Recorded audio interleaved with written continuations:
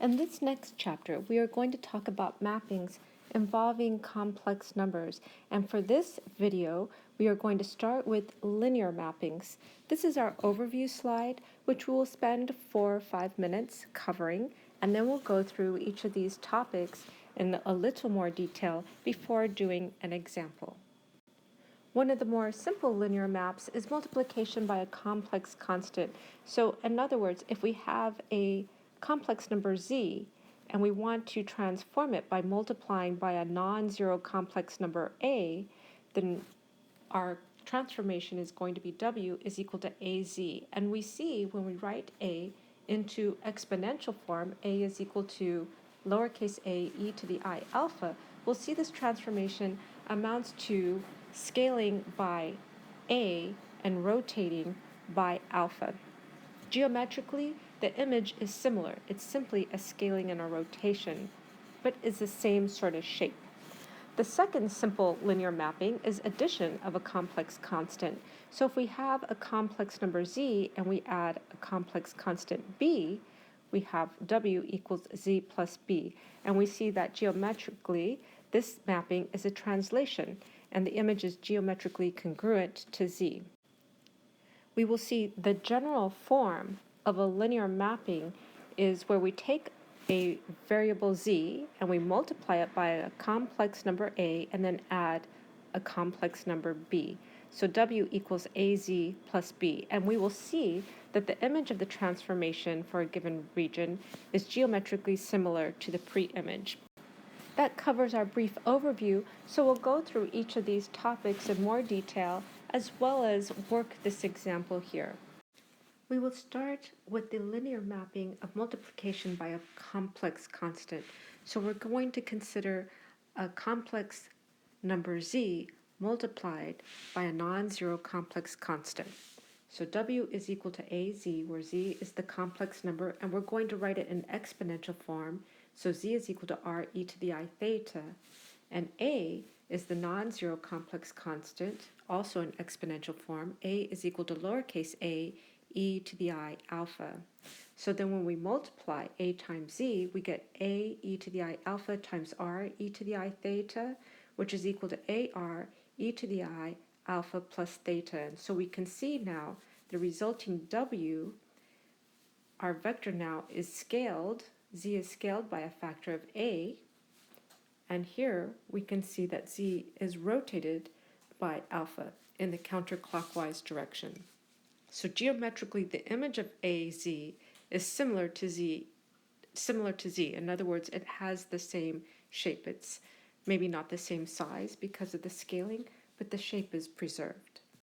So I moved these notes over here, kind of summarized them here when we have our non-zero complex constant a, our complex number z, we multiply, we get ar e to the I alpha theta, which means that then our transform scales z by a and rotates by alpha. We'll look at an example now with the mapping w is equal to 1 plus I times z. The first thing we will do is draw our a, which is 1 plus I, so that's the coordinate 1, 1 here, which means our radius is equal to square root of 2, and our theta here is equal to pi over 4, which means a in exponential form is square root of 2 e to the I pi over 4. And from our notes here, that means our a is going to scale z by a, in other words, lengthen by square root of 2, and we're lengthening since r is greater than 1. And then we're going to rotate by pi over 4. For example, if we looked at z, our complex number z equals 1 plus 2i, a times z would be equal to a is 1 plus I times our z, 1 plus 2i. Multiplying this out, we have 1 here, we have 2i plus I, so 3i, and then our I times 2i would give us minus 2, so we get minus 1 plus 3i. So graphing this is our point 1 plus 2i. When we multiply a times z, we're going to get this point here, our minus 1, and I should have written that, minus 1 plus 3i. So you can see we have lengthened our original vector from this length here to this new length, and we've also rotated our vector from this angle here to this angle plus an additional pi over 4. Next, we will consider the simple linear mapping of addition of a complex constant. So we're going to consider w equals z plus b, where b is any complex constant. So w equals z plus b, so z is the complex number, and now we're going to write it in this form, z equals x plus iy, and b is a complex constant. B is equal to b1 plus I b2. So now w equals z plus b is x plus iy plus b1 plus I b2, which then becomes x plus b1, this is the real part, plus I y plus b2. In coordinates, that would be x plus b1, y plus b2. So we see the x coordinate is shifted to the right by b1. Of course, if b1 is negative, it's shifted to the left. And here, it's shifted up by b2. And if b2 is negative, it's shifted down. Geometrically, this mapping is a translation, a shift and then another shift. So the image is geometrically congruent to z. I've made those notes over here. So when we have w equals z plus b, that's going to be x plus b1 plus I times y plus b2. So our new x coordinate is x plus b1 and y plus b2. And we are going to use that to consider the mapping w equals z, and then our b, our complex constant, is going to be 2 plus 0i. So now we have w equals x plus iy, that's our z, plus 2 plus 0i. So we get x plus 2, and our I times y plus 0. So that's x plus 2y. So x again is shifted to the right by 2, and y, since this is 0, has no vertical shift. So if z is equal to the complex number minus 1 plus 3i, we can see w is equal to minus 1 plus 3i plus 2, in this case b, if b is equal to 2 plus 0i, we have 2 plus 0i, so this will give us our 1 plus 3i. So you can see it shifts this 1 plus 3i point over to the right 2 units to 1 plus 3i. So we've looked at multiplication by a complex constant and addition of a complex constant. Now we're going to look at the general form where we do both, multiply and add. So we have w is equal to az plus b, and essentially w is composed of the two transformations. First, where z prime is equal to az, so we take our original complex number z, we multiply it by a to get a new complex number z prime. And again, this az is simply multiplication by a complex constant, so it's an expansion or contraction by the little a, and then a rotation by our alpha. And now we take this z prime and we plug it in, and we add b, which again is a translation. So the image of the transformation for a given region is geometrically similar to the pre-image. And that is because these two composite functions, neither of these deform the pre-image. In other words, here, this first expansion and rotation, that is geometrically similar. And then here, this translation, it's geometrically congruent to this first result. So therefore, the whole thing is still geometrically similar.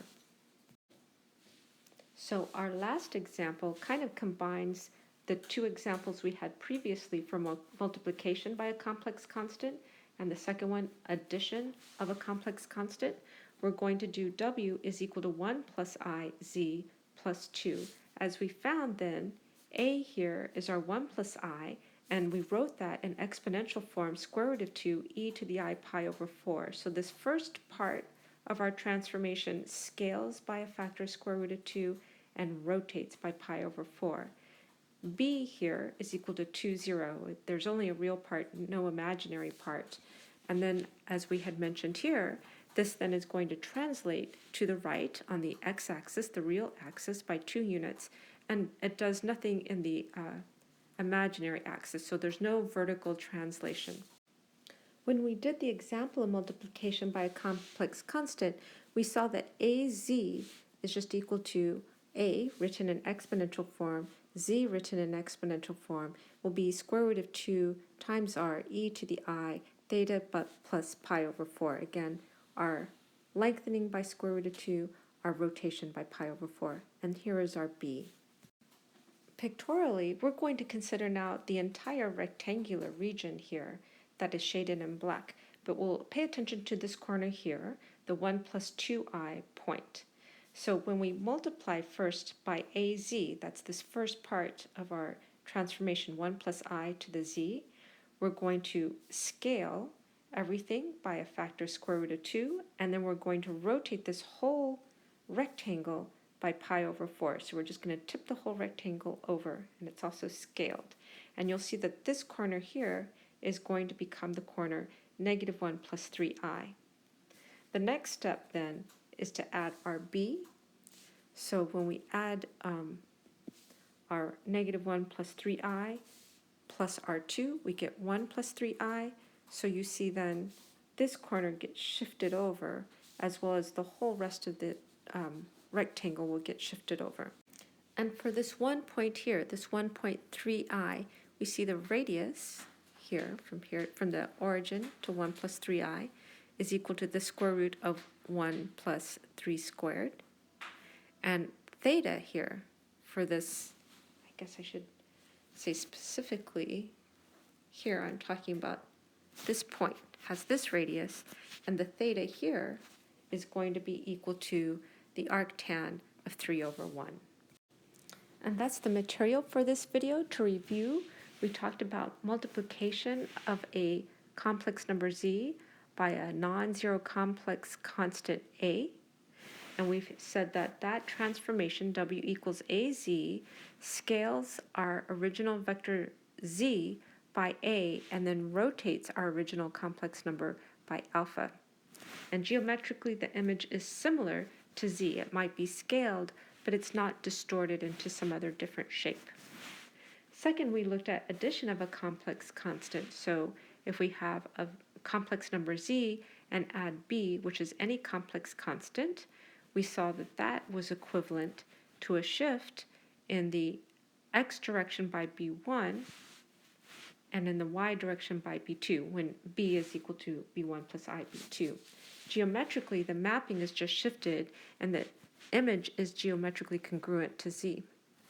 And then finally, we looked at the general linear transformation w equals az plus b, which we can consider a composition of two functions, az, which is multiplication of a complex constant, and then addition of a complex constant. So we combine these two or compose these two, and so since the image is similar and then is congruent, it stays similar. It's similar to the pre-image. And we had this example here where w is equal to 1 plus I z plus 2. So in this case, a is equal to 1 plus I, which we wrote in exponential form, square root of 2 e to the I pi over 4, and b is equal to 2 plus 0, or 2 plus 0i. So then we see that az plus b is equal to square root of 2 r e to the I theta plus pi over 4 plus 2, 0. So here we see we've lengthened our vector by square root of 2, we've rotated by pi over 4, and we've translated. And we did this with a single point, 1 plus 2i. When we multiply by az, we get this point, 1 plus 3i. So this vector here is both lengthened to this vector here, and this original angle here is then augmented by pi over 4. Then finally we did our translation over by 2 units to the right, and here is our final, what happens to this 1 point, 1 plus 2i, 1 plus 3i. But we also said if we have a rectangle, we can see this representative point, the whole rectangle is going to be scaled, and then it's going to be the whole rectangle here, this flat part here, gets tipped over by pi over 4, and then we have the translation. We just shift the whole rectangle over by 2 units. So that's it for this video. Thank you for watching.